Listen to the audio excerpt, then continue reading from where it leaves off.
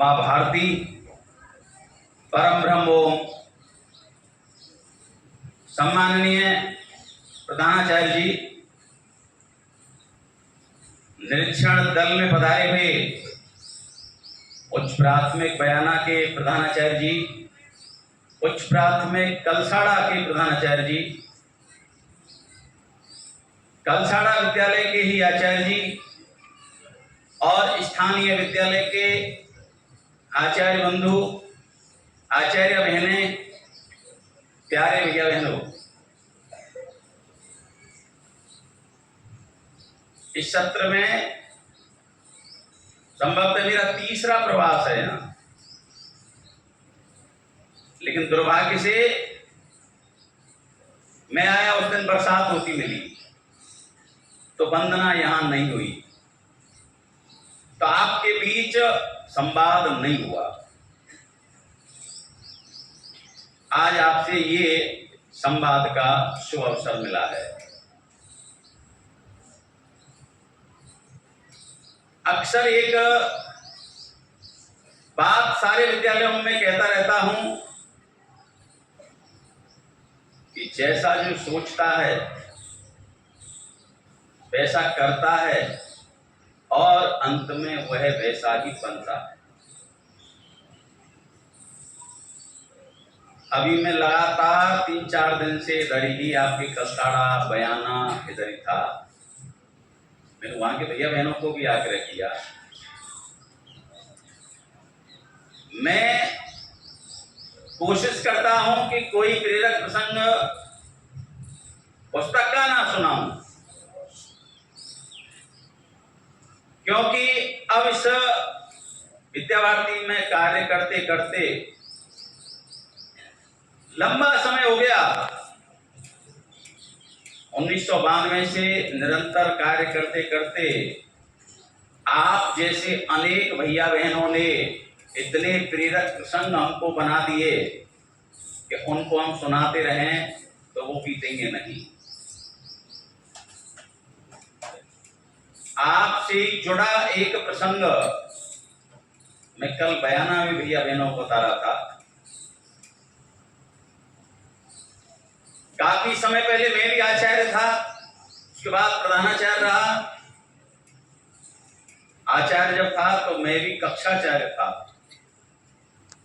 और कक्षाचार्य था तो वो सारे काम करता था जो आज का कक्षाचार्य करता है, चाहे वो अभिभावक संपर्क होगा, भैया बहनों की उपस्थिति होगी, चाहे वो उनकी बकाया शुल्क होगी, चाहे उनका संपर्क और उनकी दैनंदिन जांच, जो भी है सब।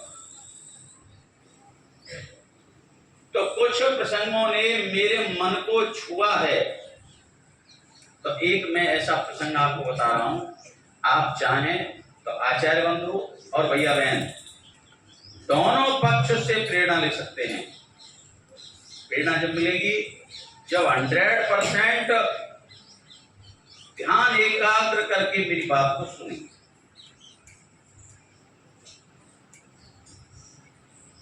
डायरी जब मैं जांच रहा तो एक बालक लिखता था, प्रातः 4 घंटे पढ़ के आता हूं। प्रतिदिन उसका यही लिखा रहता था, क्योंकि आपने देखा होगा डायरी में सुबह और शाम का अलग अलग टाइम भरना होता है। सर्दी के दिन थे, मैंने कहा 4 घंटे कैसे पढ़ के आता है ये, तो मैं पूछता तो वो कहता मैं 4 बजे जगता हूं। अब 4 बजे जगता है तो 4 घंटे पढ़ लेगा,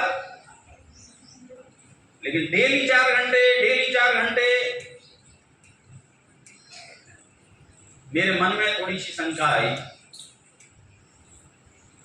कि प्रतिदिन 4 बजे जगता है बाबा। मैं स्वयं 3 बजे जगा, जनवरी का महीना था। मेरे घर से उसका घर 1 किलोमीटर लगभग दूर था। मैं पैदल उसके घर पहुंच गया और सही 4 बजे मैं उसके दरवाजे पर था। मैंने देखा उस घर की सारी लाइटें बंद हैं, बाउंड्री के फाटक को मैंने बजाया, कोई जवाब नहीं आया। मैंने उस बाउंड्री को छलांग कर अंदर प्रवेश करके घर की घंटी बजाई, फिर भी कोई जवाब नहीं। 2 मिनट बाद दोबारा बजाई तो एक महिला की आवाज आई। कौन? मैंने कहा बहन जी आप बाहर की लाइट जलाओ, तब देखिए मैं कौन हूं। तो उन्होंने लाइट जलाई, जंगले की खिड़की खोलकर बाहर देखा तो कहा गुरुजी आप? मैंने कहा हाँ। आइए अंदर। उन्होंने किवाड़ खोली, मैं अंदर गया। मैंने पूछा भैया कहाँ है? कि वो सो रहा है। मैंने कहा बहन जी मैं मेरे घर जा रहा था, बाहर से आया हूँ, चाबी मेरी रह गई। अब मैंने सोचा 2 घंटे कहाँ विश्राम करूं, मैंने सोचा यहीं कर लूं।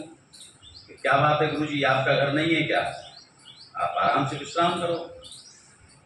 तो मेरा जो स्वरूप था ऐसा ही था, मैं शॉल ओढ़ के गया, एक बैग भी ले गया जैसे मैं बाहर से आया। तो मैंने कहा चलो एक रजाई यही दे दो, इस भैया के पास विश्राम कर लेता हूं। मैं लेट गया।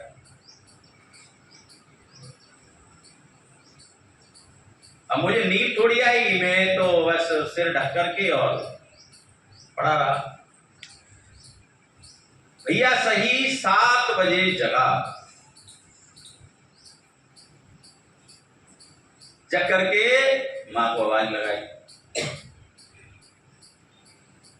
जब मैं लेट रहा था तो मैंने उसकी मां को बोल दिया भैया को मत बताना। उसने नहीं बताया। आवाज लगाई तो मां आई। भैया बोला चाय लेके आओ। मां चाय लाई। भैया कह रहा है पिताजी कब आ गए? पिताजी उसके उस दिन बाहर गए थे कहीं। उसने सोचा कि मेरे पास जो सो रहे हैं कौन है? वो मेरे पिताजी है और ये रात को आ गए होंगे। मां बोली मुझे नहीं पता कब आए। मां चाय ले आई। चाय उस बालक ने ले ली और एक हाथ में कप था, दूसरे हाथ से उस बालक ने कोशिश की रजाई हटाकर देखने की कि ये पिताजी हैं या कौन है, कब आए। अब आप कल्पना करिए उस दृश्य की। जैसे उसने रजाई को हटाया और मेरा चेहरा दिखा, बालक के हाथ से कप छूट गया। बालक टॉयलेट कर गया और बुरी तरह चीखा वो बालक, जैसे उसमें कोई बहुत बड़ा सांप निकल आया। ऐसे एकदम उछल गया बालक और चीख गया वो। आप कल्पना करिए उस दृश्य की, क्या दृश्य होगा वो। इन दृश्यों ने मेरे मन को छुआ है, इसलिए मैं आपके सामने रख रहा हूं उस बात को। मैं उसकी तरफ देखता रहा और वह मेरी तरफ देखे कि ये यहां कहां से आ गया। उस समय के लिए उसकी आंखों की पुतली स्थिर हो गई, शरीर में हलचल बंद हो गई, पत्थर जैसी मूर्ति बन गया वो बालक। और ऐसे देखता रहा कि ये कहां से आ गया। मैं उसकी तरफ देखूं, वो मेरी तरफ देखे। 5-7 मिनट में बालक नॉर्मल हुआ। तब तक मैं भी घबरा गया कहीं बालक के अटैक नहीं पड़ जाए। बालक खड़ा हुआ, अंदर गया मां के पास और रोने लग गया कि मैं अब नहीं पढ़ूंगा। ये कब आए थे? मां बोली बेटा ये 4 बजे आए, ये अपने घर जा रहे हैं, चाबी भूल आए इसलिए हम विश्राम कर रहे हैं। ऐसी क्या बात है? मां ये कोई चाबी नहीं भूल के आए, ये मुझे देखने आए हैं कि मैं 4 बजे जगकर पढ़ता हूं या नहीं पढ़ता हूं। ये आए तो तूने मुझको क्यों नहीं जगाया? मां भी घबरा गई। कि ये तो कह रही मैं घर जा रहा था, चाबी भूल आया हूँ, बालक ये कह रहा है। तो समझ में नहीं आ रहा था उसके। मैं भी खड़ा होकर अपना शॉल बैग लेकर चलने लगा तो माँ बहुत जोर से रोने लगी, कहने लगी भाई साहब मैं बहुत घबरा रही हूँ, मुझे आप बताइए कि ऐसी बात क्या हो गई है, ये बालक कुछ कह रहा है, आप कुछ कह रहे हैं, मैं बहुत घबरा रही हूँ, मुझे आप बताइए बात क्या है। तो मैंने कहा बहन जी ये 4 बजे जगने का लिख के ले जाता है डेली, 4 घंटे पढ़ना बताता है सुबह, और मैं इसको बार बार पूछता हूँ ये कहता है ये, मैं इसको आज देखने आया था। और बालक ने कह दिया अब मैं नहीं पढ़ूंगा, अब मुझे ये वंदना में खड़ा करके बताएंगे कि ये बालक झूठ बोलता है, अब मैं विद्यालय नहीं जाऊंगा, आज से मेरी पढ़ाई खत्म। मैंने भी कह दिया तू नहीं पढ़ेगा तो क्या होगा, ये मजदूरी भी तो कोई करेगा, मजदूरी करना। मैं चलने लगा, फिर उस माँ ने रोका कि गुरुजी आप बैठो, मैं चाय बनाती हूँ, आप चाय पीजिए, मैं अभी सामान्य नहीं हुई, मेरा बहुत डर लग रहा है मुझे कि क्या हो गया है, क्योंकि एकदम कोई घटना घट जाती है तो वो सहज स्वीकार नहीं होती है। तो दोबारा उसने चाय बनाई। उस समय उस भैया ने एक बात कही कि गुरुजी एक बात मान सकते हैं क्या? मैंने कहा बोल। कि अब आप कभी आ जाना, मैं आपको 4 बजे पढ़ता मिल जाऊंगा, लेकिन आज मुझे माफ कर दो आप। मैंने कहा चल मैं माफ कर दूंगा, कि मुझे इस घटना को बताना मत किसी को।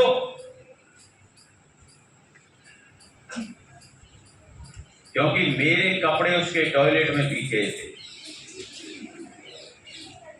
बालक कह रहा था ये खड़ा करेंगे वंदना और बताएंगे कि झूठ बोलता है, ऐसा है, तो फिर मेरी क्या इज्जत होगी। मैंने कहा मैं नहीं कहूंगा। मैं अपने घर चला गया, मैं तैयार होकर विद्यालय आ गया, बालक भी तैयार होकर विद्यालय आ गया। मैं दोबारा उसके घर इस समय नहीं गया, लेकिन उसके माताजी पिताजी के बराबर फोन आते थे, गुरुजी सही 4 बजे जगता है ये बालक,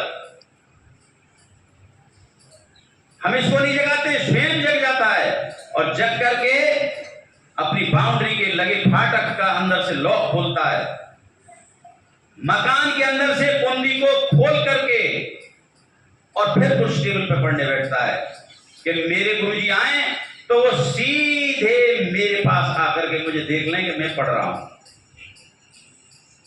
उनको कोई घंटी नहीं बजानी पड़े, उनको कोई ताला नहीं खुलवाना पड़े। लेकिन मैं फिर दोबारा उस समय नहीं गया, दिन में जाता था संपर्क के लिए जो योजना है, तो माँ और उसके पिताजी ये कहते गुरुजी डेली 4 बजे जगता है।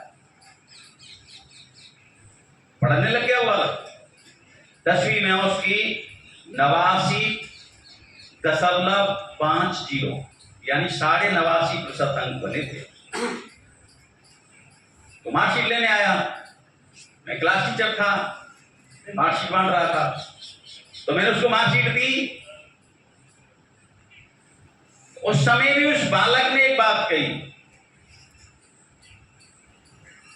गुरुजी आप जनवरी में जिस प्रकार मेरे घर आए, ऐसे यदि आप सितंबर अक्टूबर में यदि मेरे घर आ जाते, मैं भी 95% अंक लाता।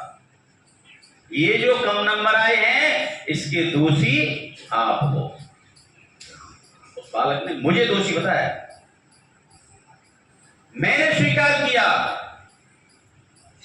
हाँ ये मेरी गलती है, मैं स्वीकार करता हूं, क्योंकि वह बालक प्रारंभ से इसी प्रकार गलत समय भर रहा था। मैं क्लास टीचर था, मैं उसको नहीं पकड़ पाया, ये मेरी गलती थी, इसका दोषी मैं हूं। मैंने स्वीकार किया उस बालक से कि तू सही कह रहा है, यदि मैं ये तेरी चोरी, ये तेरी गलती जो गलत समय भरने की है, इसको यदि मैं प्रारंभ में पकड़ लेता तो तू जब ही सुधर जाता। तो मैंने उस बालक को कहा और अपनी गलती स्वीकार। वह बालक आज सरकारी सेवा में डॉक्टर है। फोन आते रहते हैं, बातचीत होती रहती है। कई बार ऐसे कहता है, गुरुजी आपके मन में क्या आई कि आप 3 बजे जा करके मेरे पास आ गए? और गुरुजी यदि ये घटना ना घटती तो शायद मैं इस मुकाम पर नहीं पहुंचता। एक घटना ने उस बालक का जीवन बदला। आप में से ऐसे कितने भैया बहन हैं जो घर पर पढ़ने के समय को झूठा बर्बादते हैं? आप विचार कर लें। पढ़ते तो सुबह 1 घंटे हैं, उसमें लिख लेते हैं 2.5 घंटे 3 घंटे। शाम को पढ़ते 1 घंटे हैं, उसमें लिखते हैं 2-3 घंटे। आप विचार कर लेना, यदि आप गलत लिख रहे हैं तो कल से सही समय भरवा देना। माँ भरती है डायरी या पिताजी भरते हैं, उनको बोल देना इसमें एक्चुअल समय भरिए, जितना पढ़ना हो उतना पढ़ दो। और दीदी और गुरुजी से आग्रह है कि ये प्रसंग आप पर भी लागू है। आप भी बात करते करते जो डायरी जांचते हैं वो डायरी जांचना नहीं होता है। आप उस एक्चुअल भरी हुई डायरी किसी माता पिता के द्वारा, उसमें आपने क्या देखा, बालक कम पढ़ रहा है, बालक का आचरण विवरण कैसा है, बालक ने होमवर्क लिखा ही नहीं है, बालक की डायरी में फर्स्ट टेस्ट के अंक नहीं है, तो ये गलती किसकी है? बालक यदि कोई भी किसी प्रकार की चालाकी कर रहा है और उसको यदि आचार्य नहीं पकड़ पाया तो वो आचार्य नहीं है। बालक दिमाग लगाना बंद कर दे कि यहां इस आचार्य के सामने मेरी कोई चालाकी नहीं चलेगी, ये बहुत विद्वान है, तब बालक सुधर जाता है। हम डायरी जांचते हैं, टिक लगा के साइन किए छुट्टी, वो डायरी जांचते हैं। आप में से अनेक भैया बहन खाली समय पर साइन करा लेते हैं अपने माताजी पिताजी के, समय में भर लूंगा तुम तो साइन कर दो। मैं देखता हूं कई बार डायरी में एडवांस साइन हो रहे हैं। ये सब ध्यान में आता है। क्या आपके मन में ये बात नहीं आती? क्या आप ऐसा नहीं कह सकते कि आज तो मैंने जितना गलती की वो हो गई जो हो गई, लेकिन आगे से मैं ऐसा पढ़ूंगी, मैं ऐसा पढ़ूंगा,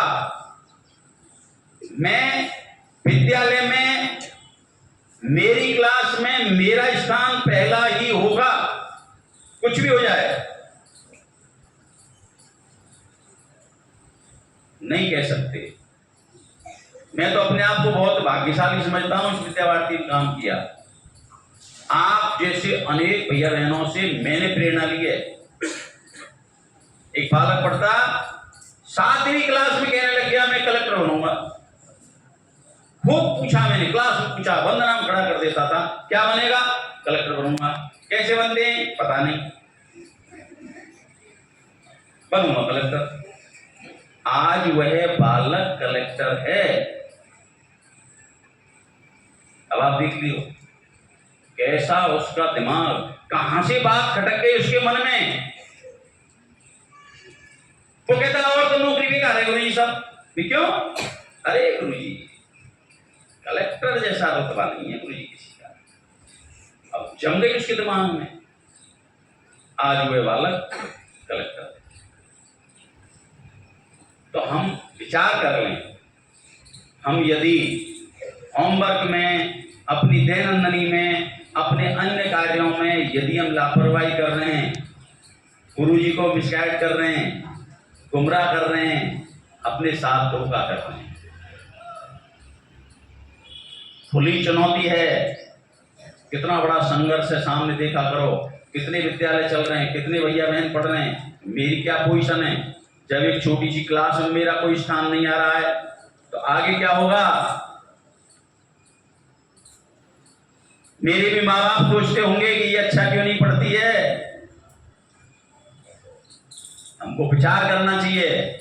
ऐसा नहीं, कई बार बड़े जब हो जाते हैं माँ बाप कहते नहीं है क्योंकि तुम नाराज हो जाएंगे, लेकिन जब उनसे कोई पूछे आपकी बेटी कौन सी क्लास में पढ़ रही है, आपका बेटा कौन सी क्लास में पढ़ रहा है, क्या वो गर्दन ऊंची करके जवाब देते हैं या गर्दन नीची करके ऐसे बोल देते हैं, हाँ साहब हमारे तो ऐसे ही हैं बच्चे साहब, ऐसे पढ़ते नहीं। माँ बाप की गर्दन ऊंची रहे। आज ही आप अपने माताजी पिताजी को बैठा कर कह देना, आप मेरी वजह से चिंतित मत हो माँ, मैं पढ़ के दिखाऊंगी।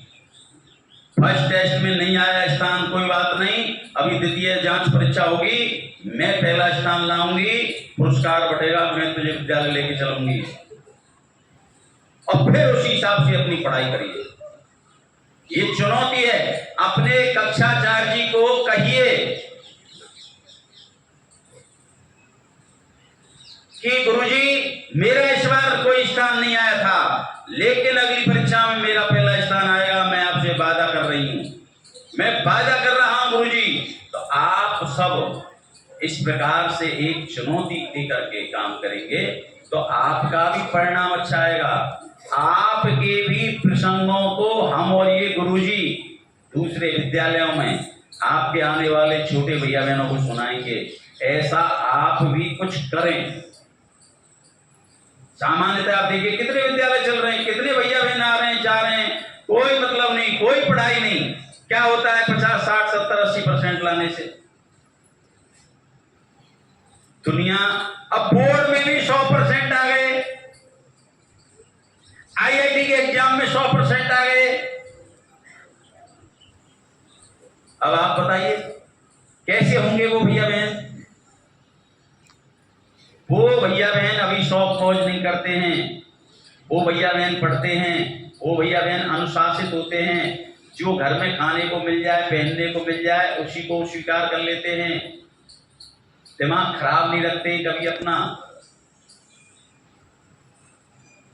वो ये कहते हैं शौक मौज करेंगे लेकिन अपने हाथ की कमाई से करेंगे, माँ बाप के पैसे से हम कोई शौक मौज नहीं करेंगे।